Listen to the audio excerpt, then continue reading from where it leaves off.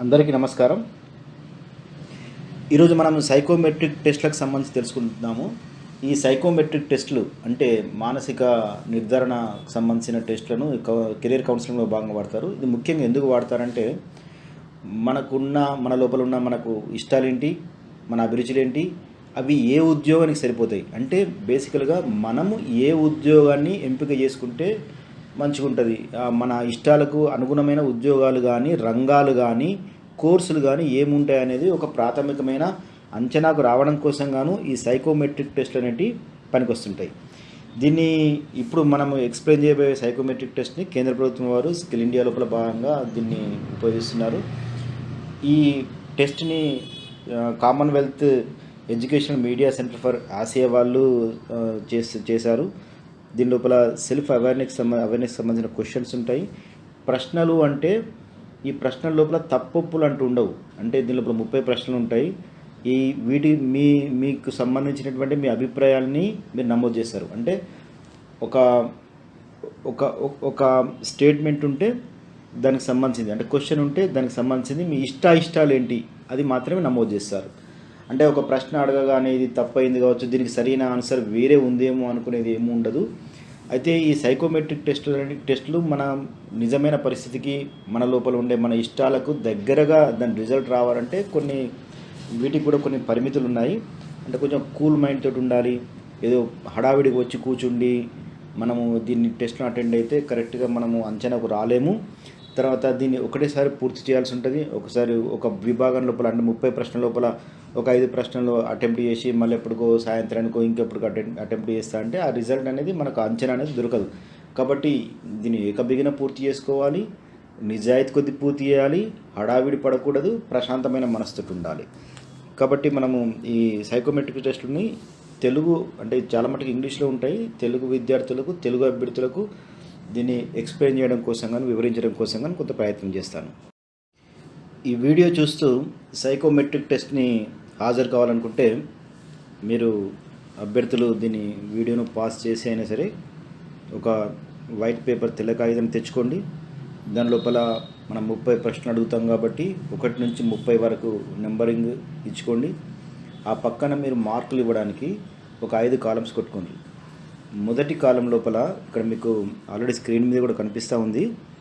దాని లోపల మొదటి కాలం డిస్లైక్ అంటే ఇష్టం లేదు, అస్సలే ఇష్టం లేదు. మీరు తెలుగులో కూడా రాసుకోవచ్చు. దానికి 0 అని పెట్టండి.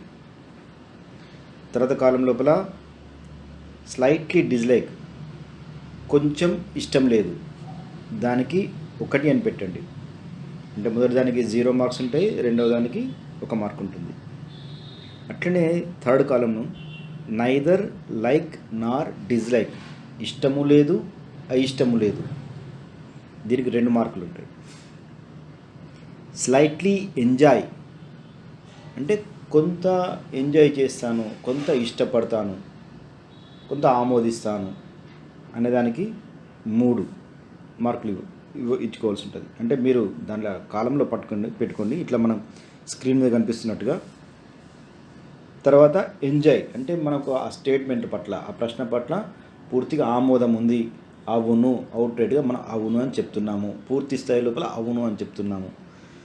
ఎంజాయ్ ఆ స్టేట్మెంట్లో పేర్కొన్న దాని పట్ల మనం సంతోషంగా ఉన్నాము అనే దానికి సంబంధించి ఇది 4 మార్కులు ఉంటాయి. చివరికి టోటల్ కాలం పెట్టుకొని అంటే మనము 6 బ్లాక్లకు ఒక టోటల్ చేసుకోవాల్సి ఉంటుంది. 6 బ్లాకుల లోపల R1 ఉంటుంది ఒక బ్లాక్, ఇది తర్వాత ఆర్కి సంబంధించిన ఒక బ్లాక్ ఉంటుంది, ఐకి సంబంధించిన బ్లాక్ ఉంటుంది, ఏకి సంబంధించిన, ఎస్కి సంబంధించిన, ఈకి సంబంధించిన, సికి సంబంధించినటువంటి బ్లాకులు ఉంటాయి. సో మొదటి బ్లాక్ లోపల ప్రతి బ్లాక్ లోపల అంటే ప్రతి ఒక్క రంగం, ఆ రంగం లోపల 5 ప్రశ్నలు ఇస్తారు, 5 స్టేట్మెంట్లు ఉంటాయి, దీనికి సంబంధించి పెట్టుకోవాల్సి ఉంటుంది. సో మీరు అందరూ రెడీగా ఉన్నారనుకుంటాను. ఈ క్వశ్చన్స్ని నేను తెలుగు లోపల వివరిస్తాను. వివరించిన తర్వాత మీరు దానికి సంబంధించింది మీరు టిక్ చేయాల్సి ఉంటుంది. ఏదో ఒక దాంట్లో టిక్ చేయాలి, అన్నిటి లోపల టిక్ చేయకూడదు. 1-2 ప్రశ్నల్ని నేను పూర్తిగా వివరిస్తాను, దాని తర్వాత మాత్రం దానికి సంబంధించింది తెలుగులో వివరిస్తాను. కానీ ఈ మార్కులు ఇవ్వడానికి సంబంధించి మాత్రం మీరు డిసైడ్ చేసుకోవాల్సి ఉంటుంది. మొదటి ప్రశ్న R1. దీని లోపల మీకు ఇంగ్లీష్ లోపల ఒకటి ఇచ్చిండ్రు, చాలా మట్టుకు అర్థమవుతూ ఉంటాయి, ఒకటి రెండు చిన్నవి తప్ప. R1కి సంబంధించిన R1 ప్రశ్న statement, creating tangible things using my hands and body. మనము మన చేతులతోటి కానీ శారీరక శ్రమతోటి కానీ వస్తువుల్ని తయారు చేయడం, ఇది ప్రశ్న లేదా స్టేట్మెంట్. మన చేతులతో కానీ మన శారీరక శ్రమతోటి మనము పనులు చేయడం, వస్తువులు తయారు చేయడం, దీన్ని టాంజిబుల్ అంటే పరిగణించబడని అర్థం వస్తుంది. అంటే ఈ వస్తువుల్ని మనం శారీరక శ్రమతో చేయడం. ఒకవేళ ఇట్లా చేయడం, శారీరక శ్రమతో చేతులతో వస్తువులు తయారు చేయడం అనేది పూర్తిగా అయిష్టమైతే ఆ డిస్లైక్ అనే దాని కింద టిక్ కొట్టండి ఆ కాలంలో. ఒకవేళ దీని పట్ల అంటే శారీరక శ్రమతోటి చేతులతోటి వస్తువుల్ని తయారు చేయడం పట్ల మనకు ఒకవేళ కొద్దిగానే అయిష్టం ఉంది, పూర్తిగా అయిష్టం కాదు, 100% అయిష్టమేం కాదు, కొద్దిగానే అయిష్టం ఉంది, అటువంటప్పుడు స్లైట్లీ డిస్లైక్ కాలం లోపల టిక్ కొట్టండి. మనము ఈ వస్తువుల్ని చేతులతోటి శారీరక శ్రమతోటి తయారు చేయడం పట్ల ఇష్టము లేదు, అయిష్టము లేదు, ఇష్టం ఉన్నట్టు లేదు, ఇష్టం లేనట్టు లేదు అనుకోండి, అటువంటప్పుడు నైదర్ లైక్ నార్ డిస్లైక్ కాలం లోపల టిక్ కొట్టండి.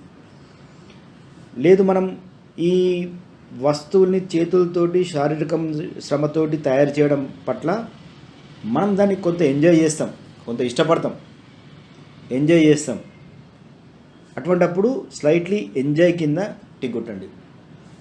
లేదు ఈ creating tangible things using my hands and body, మనము ఈ వస్తువుల్ని మనము చేతులతోటి మన శారీరక శ్రమతోటి తయారు చేయడం అనే దాని పట్ల పూర్తిగా మనం ఇష్టపడుతుంటాం, పూర్తిగా ఎంజాయ్ చేస్తుంటాం అనుకుంటే దాన్ని ఎంజాయ్ లోపల టిక్ కొట్టండి. రెండవది R2 ప్రశ్న, వర్కింగ్ విత్ గాడ్జెట్స్. గాడ్జెట్ అంటే ఏంటంటే చిన్న పరికరాన్ని గాడ్జెట్ అంటారు. అంటే మొబైల్ ఫోన్ కావచ్చు లేదా ట్యాబ్స్ కావచ్చు. ఈ మధ్య ఎక్కువ ఎలక్ట్రానిక్ డివైస్కి సంబంధించింది, ముఖ్యంగా ఫోన్లకు సంబంధించింది ఎక్కువ గాడ్జెట్స్ అంటున్నారు. కానీ మనం ఎలక్ట్రానిక్ చాలా గాడ్జెట్స్ ఉంటాయి. అట్లనే చిన్న చిన్న పరికరాలు ఏవైనా సరే గాడ్జెట్స్ అంటారు. ఈ గాడ్జెట్స్ పట్ల మనకు గాడ్జెట్ తోటి పని చేయడం అనేది ఒక ప్రశ్న, అంటే ఒక స్టేట్మెంట్. గాడ్జెట్తో పని చేయడం, దీనికి ఎట్లా మార్కింగ్ ఇచ్చుకుంటూ ఉంటాము. గాడ్జెట్తో పని చేయడం అస్సలే ఇష్టం లేదు, ఆ డిస్లైక్ కింద టిక్ చేయండి. గాడ్జెట్స్తో పనిచేయడం, ఆ చిన్న చిన్న పరికరాలతోటి పని చేయడం కొంత అయిష్టం ఉంది, కొంతనే అయిష్టం ఉంది, పూర్తిగా 100% అయిష్టమేం లేదు, కొంతనే అయిష్టం ఉంది, అటువంటప్పుడు స్లైట్లీ డిస్లైక్ కింద టిక్ చేయండి. మనము గాడ్జెట్స్ తోటి పని చేయడం దాని పట్ల ఇష్టము లేదు, అయిష్టము లేదు, నైదర్ లైక్ నార్ డిస్లైక్ కింద టిక్ చేయండి. గాడ్జెట్స్తో గాడ్జెట్స్తో పని చేస్తుండడం ఒకవేళ కొంత మనకి ఇష్టం ఉంది, కొంత ఎంజాయ్ చేస్తున్నాం, పూర్తిగా 100% మేము ఎంజాయ్ చేయము, కొంత ఎంజాయ్ చేస్తున్నాం అనుకోండి, అటువంటిప్పుడు స్లైట్లీ ఎంజాయ్ కింద టిక్ చేయండి. లేదు గాడ్జెట్స్ తోటి అంటే ఆ చిన్న చిన్న పరికరాలతోటి పని చేయడాన్ని బాగా ఎంజాయ్ చేస్తున్నాం మనం, దాని పట్ల మనకు బాగా ఇష్టం ఉంటుంది మనకు అట్లా చిన్న చిన్న పరికరాలతోటి పనిచేయడం పట్ల, అటువంటప్పుడు ఎంజాయ్ అనే కాలం లోపల టిక్ చేయండి. ఏదో ఒక కాలంలో మాత్రమే టిక్ చేయాలి. ఇక నేను ఈ క్వశ్చన్స్ని తెలుగు లోపలికి చదువుకుంటూ వెళ్తాను, మీరు టిక్ చేస్తూ వెళ్ళండి. R3, relentlessly working towards my goal. Relentlessly అంటే స్థిరంగా, కాన్స్టాంట్గా అని. అంటే మనము ఒక లక్ష్యం వైపు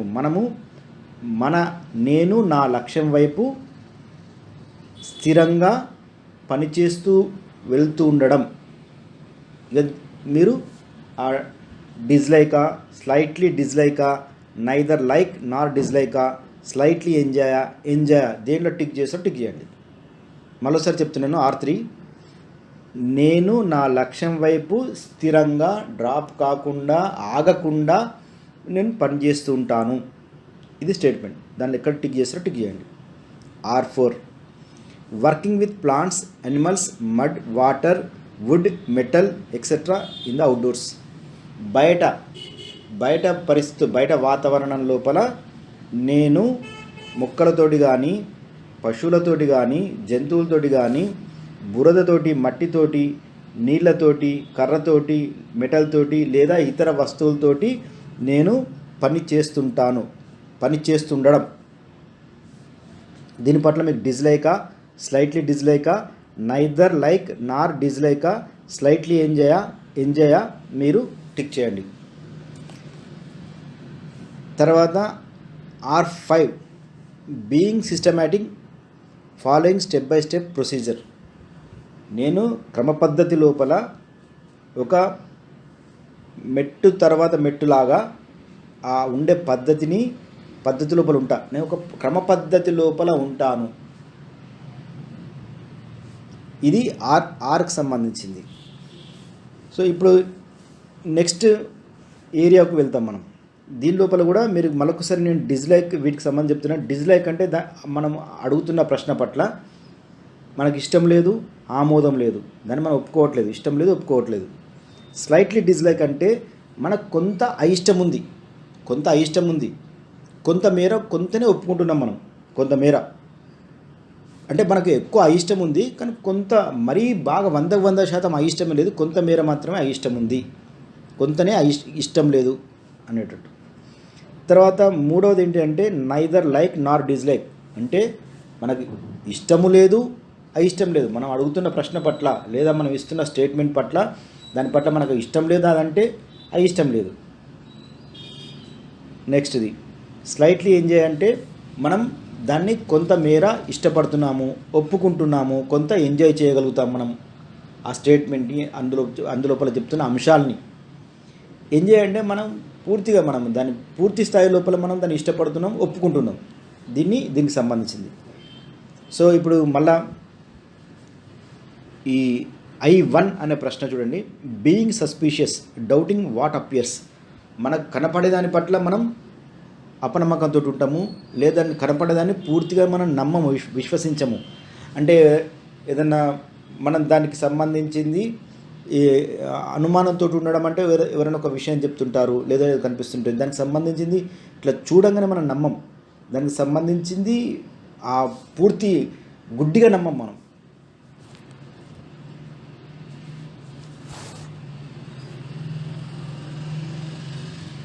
నెక్స్ట్ది analysing situation or things for its pros and cons.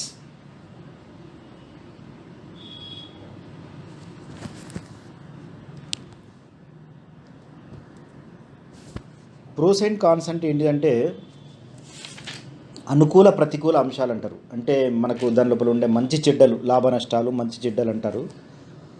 So మనము I2కి సంబంధించింది ప్రశ్న. Analysing a situation, a thing for its pros and cons. అంటే ఒక పరిస్థితిని లేదా ఒక వస్తువును మనము విశ్లేషిస్తాము. దేని ఆధారంగా? దాని యొక్క మంచి చెడ్డల ఆధారంగా మనం దాన్ని విశ్లేషిస్తాము. I3 making rational decisions. మనము హేతుబద్ధమైన నిర్ణయాలు తీసుకుంటాం. అంటే కారణము ఆధారంగానే, కారణాన్ని చూసి నిర్ణయాలు తీసుకుంటాము. ఇక మీరు దాని లోపల ఏ కాలంలో టిక్ చేస్తారో టిక్ చేయండి. I4 బీయింగ్ క్యూరియాసిటీ అంటే ఆసక్తిగా ఉండడం. మనకు ఆసక్తిగా ఉండడం, తెలుసుకోవాలనే ఆసక్తితోటి ఉండడం. తర్వాత I5 లోపల noticing things and events around me. మన చుట్టూ ఉండే వస్తువుల పట్ల కానీ, సంఘటనల పట్ల కానీ మనం గమనింపుతోటి ఉంటాం, మనం గమనిస్తూ ఉంటాం. అంటే మన చుట్టూ ఉండే వస్తువుల్ని, సంఘటనల్ని, మార్పుల్ని గమనిస్తూ, గుర్తిస్తూ ఉండడం. దీని పట్ల మీరు ఎక్కడ ఉంటారో అనేది మీరు టిక్ చేయండి. ఇక నెక్స్ట్ సెక్టర్ ఏరియాకి సంబంధించింది A1 అనే ప్రశ్న ఉంది. దీని లోపల యూజింగ్ మై ఇమాజినేషన్ అంటే నేను నా ఊహను ఉపయోగిస్తుంటాను, నా ఊహాన్ని ఉపయోగిస్తుంటాను. A2 thinking out side the box. అంటే అవుట్ సైడ్ ది బాక్స్ అంటే మనము మామూలుగా రొటీన్గా సాధారణంగా ఆలోచించే దానికి భిన్నంగా ఆలోచిస్తాం. అంటే అందరూ ఆలోచించేటట్టుగా రొటీన్గా కాకుండా భిన్నంగా ఆలోచించడం. A3 బీయింగ్ ఎమోషనల్ అంటే ఎమోషన్స్ని దేన్ని అంటారు? మనం కోపము, భయము, ఇష్టము, అయిష్టము, తర్వాత నవ్వడము అంటే సంతోషము, దుఃఖము, ఇవన్నిటిని ఎమోషన్స్ అంటారు. ఈ మనం ఇట్లా ఎమోషనల్గా ఉంటాము.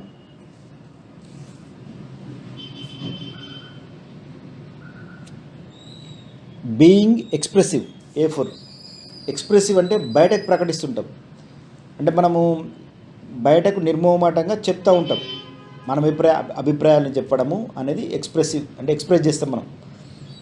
అంటే బయటకు మనం ప్రకటిస్తూ ఉండడం. A5 being Brave and daring ధైర్యం సాహసాలతోటి ఉండడం. దీని లోపల మీరు ఎక్కడ ఉంటారనేది, దీని పట్ల మీ ఇష్టాలు ఏంటి అనేది మీరు దానిలో మీరు టిక్ చేయండి. సోషల్కి సంబంధించింది S1 being kind to others and helping people in need like poor, disabled, old, sick, undeserved etcetera. అంటే ఇతరుల పట్ల అంటే ముఖ్యంగా పేదవాళ్ళ పట్ల, వికలాంగుల పట్ల, వృద్ధుల పట్ల, జబ్బు పడ్డ వాళ్ళ పట్ల, అనాథల పట్ల, ఎవరైతే మనం జాలి చూపడానికి అర్హులు ఉంటారో వాళ్ళ పట్ల దయతోటి ఉండడం. S2 question waiting for someone or something ఎవరి కోసమో దేనికోసమో ఎదురు చూస్తుండడం.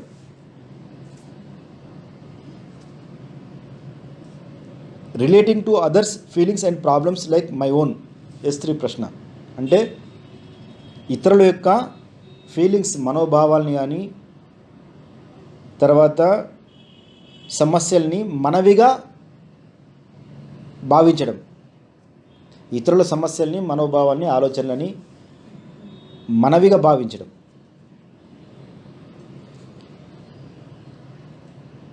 S4 working in harmony with others as a team with dependency.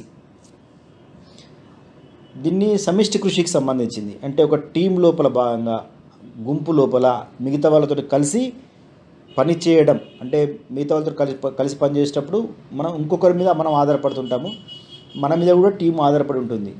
ఇట్లా డిపెండెన్సీ తోటి ఒక పద్ధతి ప్రకారం మనం టీం వర్క్ చేయడం. S5 forgiving people who cause me harm. మనకు నష్టం కలిగించిన వాళ్ళ పట్ల, మనకు హాని చేసిన వాళ్ళను క్షమించడం. వేరే ఏరియాకు మళ్ళీ E1కి సంబంధించింది సోషలైజింగ్ విత్ అదర్స్. సోషలైజింగ్ అంటే సామాజీకరణం. అంటే దీన్ని ఒక రకంగా చెప్పుకోవాలంటే కలుపుగోలుగా ఉండడం ఇతరులతోటి. E2 టేకింగ్ రిస్క్ని తీసుకోవడం. అంటే రిస్క్ను ఫేస్ చేయడం మనం. అంటే ఇతరుల పట్ల మనం కష్ట నష్టాన్ని సరే ఓర్చుకొని పనిచేయడం. కష్ట నష్టాలను ఓర్చుకొని పనిచేయడం. E3 being enthusiastic. అంటే ఎక్కువ ఆసక్తి, చొరవతోటి ఉండడం. ఒక మనం ఆసక్తి, ఉత్సాహం కలిగిన ఆసక్తిని ఎంథూజియాస్టిక్ అంటారు. అట్లా ఉండడం. తెలుసుకోవాలని తపనతో ఉండడం. E4 imagining everything will go in my favour.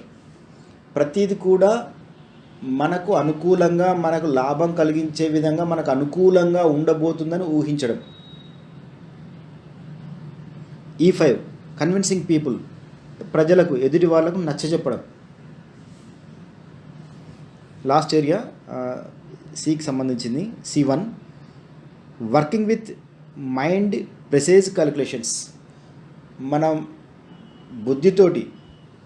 మనము బుద్ధితోటి ఖచ్చితమైన లెక్కలతోటి పనిచేయడం.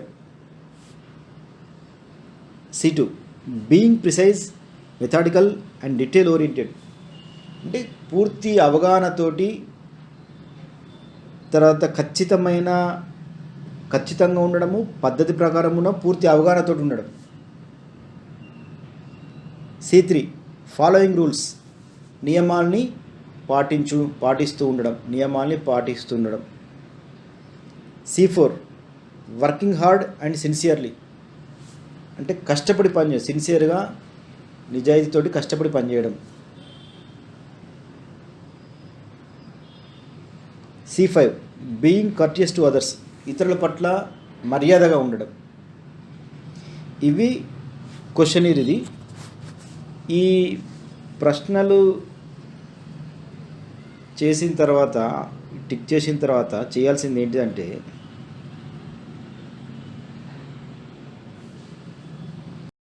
సో మీరు ఒక్కొక్క విభాగం లోపల వచ్చిన మార్కుల్ని టోటల్ చేయండి. అంటే మనకు దాని లోపల R విభాగం లోపల టోటల్గా ఎన్ని మార్కులు వచ్చినాయి, I విభాగం లోపల ఎన్ని మార్కులు వచ్చినాయి, A విభాగం లోపల ఎన్ని మార్కులు వచ్చినాయి, S విభాగం లోపల, E విభాగం లోపల, C విభాగం లోపల ఎన్ని మార్కులు వచ్చినాయి అనేది మీరు టోటల్ చేసి పెట్టుకోండి.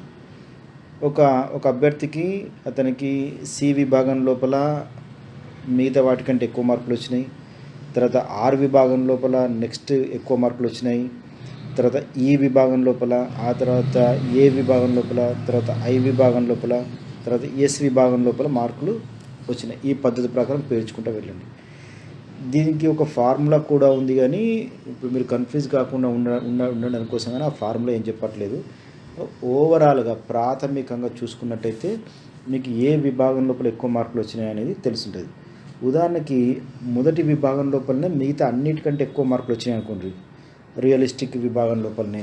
ఇప్పుడు దీన్ని మేము అంటే ప్రయోగాత్మకంగా చేసినప్పుడు మీకు ఉదాహరణకు చెప్తాను. ఒక క్యాండిడేట్కి,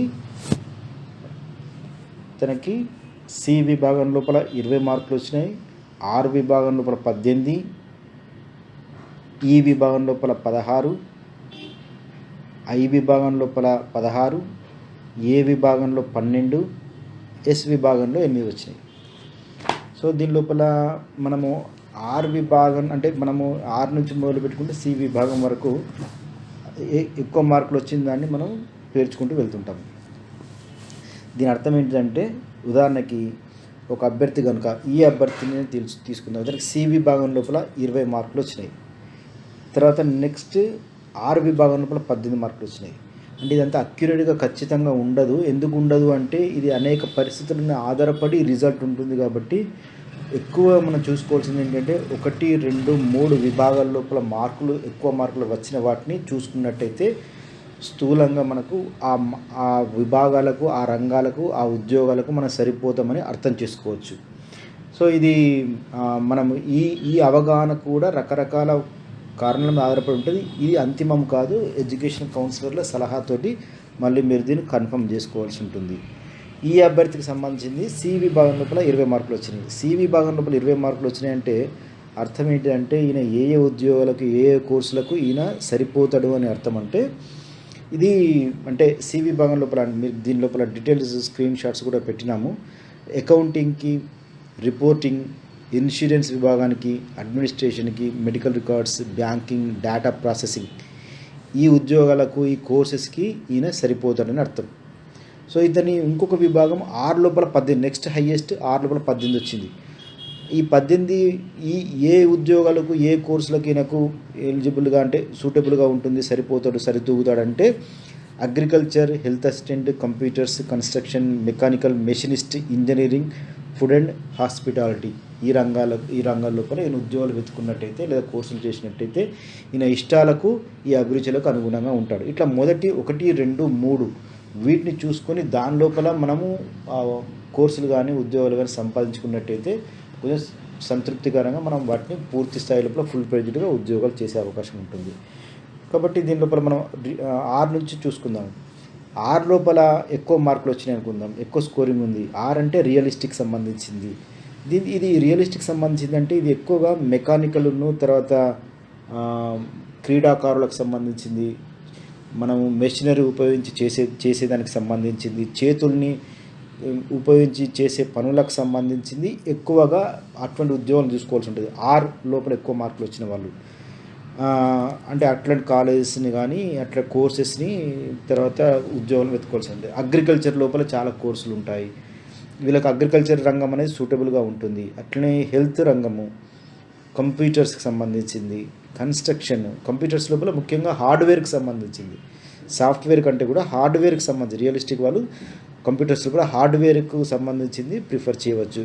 కన్స్ట్రక్షన్, తర్వాత మెకానికల్ మెషినిస్టులు, ఇంజనీరింగ్, ఫుడ్ అండ్ హాస్పిటాలిటీ విభాగాల లోపల అంటే ఫుడ్ ఇండస్ట్రీకి సంబంధించింది కానీ ఫుడ్ టెక్నాలజీకి సంబంధించింది కానీ ఇట్లాంటి విభాగాలకు రియలిస్టిక్ సంబంధించిన లోపల ఎక్కువ మార్కులు వచ్చిన వాళ్ళు సరిపోతారని అర్థం.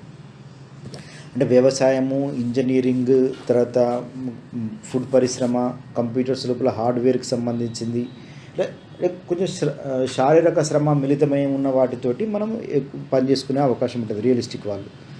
ఆ తర్వాత ఇన్వెస్టిగేటివ్కి సంబంధించింది. ఇన్వెస్టిగేటివ్ లోపల వాళ్ళు ఎక్కువగా వాళ్ళు ఏం చేస్తుంటారంటే పరిశీలించడం అనేది శక్తి లక్షణం ఎక్కువ ఉంటుంది.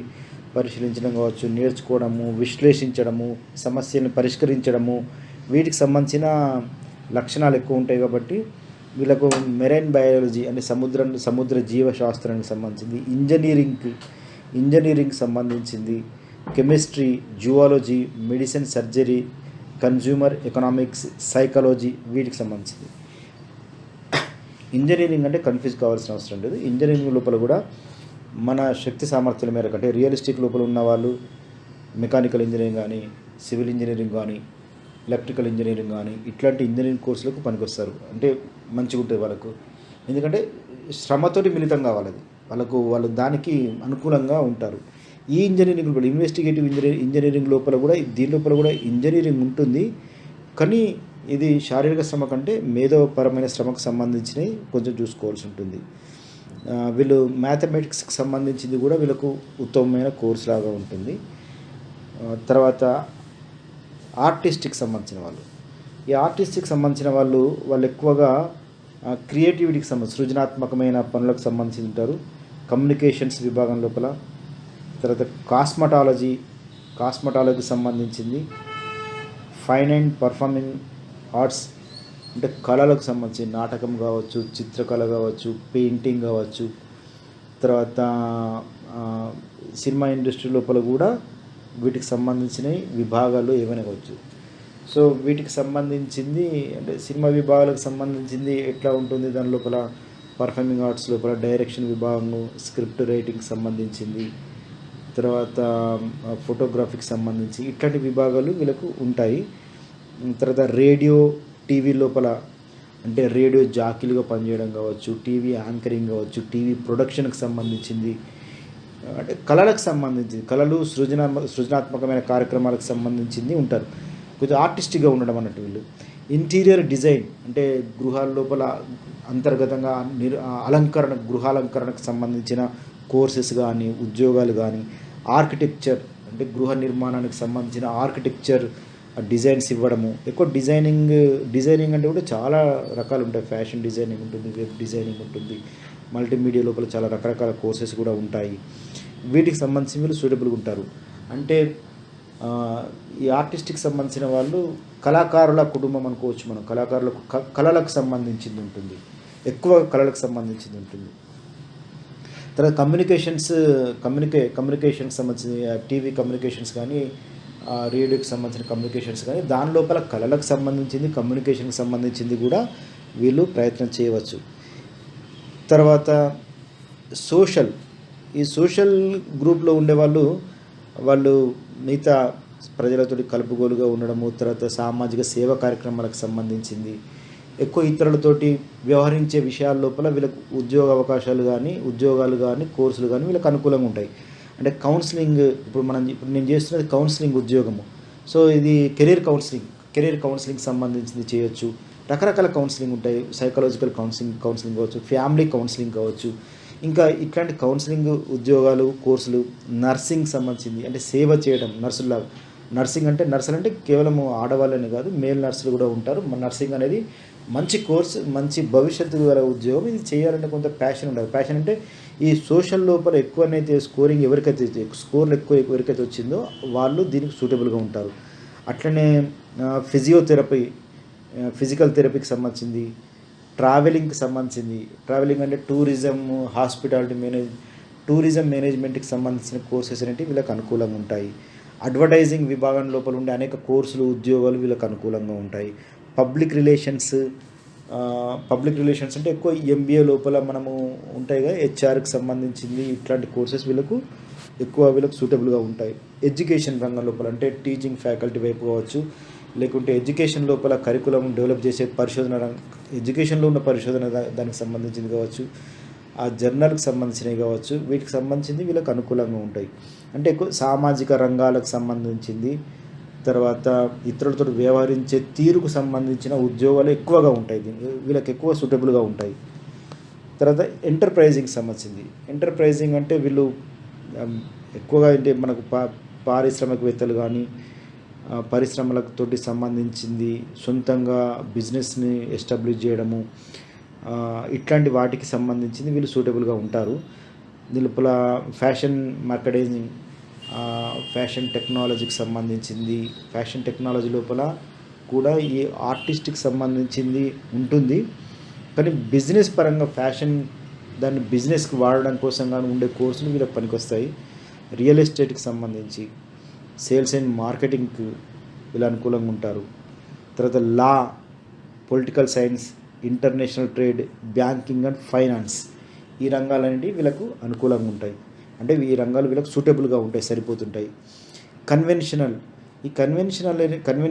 అనేది ఎక్కువగా పూర్తి స్థాయిగా వివరంగా అవగాహన కలిగి ఉండి, సంస్థల పట్ల అవగాహన కలిగి ఉండి ఉన్న వాళ్ళకి ఎక్కువ ఉంటాయి. అంటే ఇది ఎట్లుంటాయంటే అడ్మినిస్ట్రేషన్ వైపు, అకౌంటెన్సీ వైపు అట్లా ఉండేటోళ్ళకు ఉంటుంది. అంతేకాకుండా ఈ డేటాను విశ్లేషించడం, ప్రాసెస్ చేయడము, తర్వాత రిపోర్టింగ్ చేయడము, ఇన్సూరెన్స్ రంగాలు, అడ్మినిస్ట్రేషన్ రంగాలు, మెడికల్ రికార్డ్స్ నిర్వహించేటి, బ్యాంకింగ్, డేటా ప్రాసెసింగ్ సంబంధించింది వీళ్ళు సరిపోతుంటారు. ఇందులోపల ఒక్కొక్క రంగానికి సంబంధించింది, ఉదాహరణకి రియలిస్టిక్ లోపల అగ్రికల్చర్ ఉంది. అగ్రికల్చర్కి సంబంధించింది ఏమేమి కోర్సులు ఉంటాయి, అవి ఏ ఇన్స్టిట్యూట్స్ ఆ కోర్సెస్ని ఆఫర్ చేస్తున్నాయి, దాని సెలెక్షన్ ప్రొసీజర్ ఏంటిది, అట్లనే హెల్త్ అసిస్టెంట్కి సంబంధించింది, ఇట్లా ఒక్కొక్క రంగానికి సంబంధించింది కూడా తర్వాత వీడియో లోపల వివరంగా మాట్లాడుకుంటాము. దీంతో ఇది ముగించబోతున్నాము. ఇది సైకోమెట్రిక్ టెస్ట్ అనేది ఇది మన లోపల ఉండే ఇష్టాల్ని మనం గుర్తించి మనం ఏ ఉద్యోగాలకు ఏ కోర్సులు చేయడం కోసం అనుకూలంగా ఉంటే చెప్పడం కోసం కానీ ఒక ప్రాథమికమైన అవగాహన. దీన్ని 1-2 సార్లు చెక్ చేసుకోవాలి. ఇదే ఫైనల్ అని కూడా చెప్పలేము. ఇది మీ లోపల మీరు తరచి చూసుకొని చెక్ చేసుకోవడంతో మాత్రమే దీన్ని కన్ఫర్మ్ చేసుకోగలుగుతారు. మీ అభిరుచుల మేరకు ఉన్న రంగాన్ని మీరు ఎంపిక చేసుకోవడం ద్వారా మీకు దాని లోపల మంచి భవిష్యత్తు ఉంటుంది. ఆ ఉద్యోగాన్ని కూడా మీరు విసుగు లేకుండా పనిచేసే అవకాశం ఉంటుంది. కాబట్టి ఈ సైకోమెట్రిక్ టెస్ట్కి సంబంధించింది కూడా ఏమైనా క్వెరీస్ ఉంటే మేము మళ్ళీ ఒక డేట్ ఇస్తాము. ఆ క్వెరీస్ని కూడా మేము హాజరు కావడానికి ప్రయత్నం చేస్తాం. Thank you.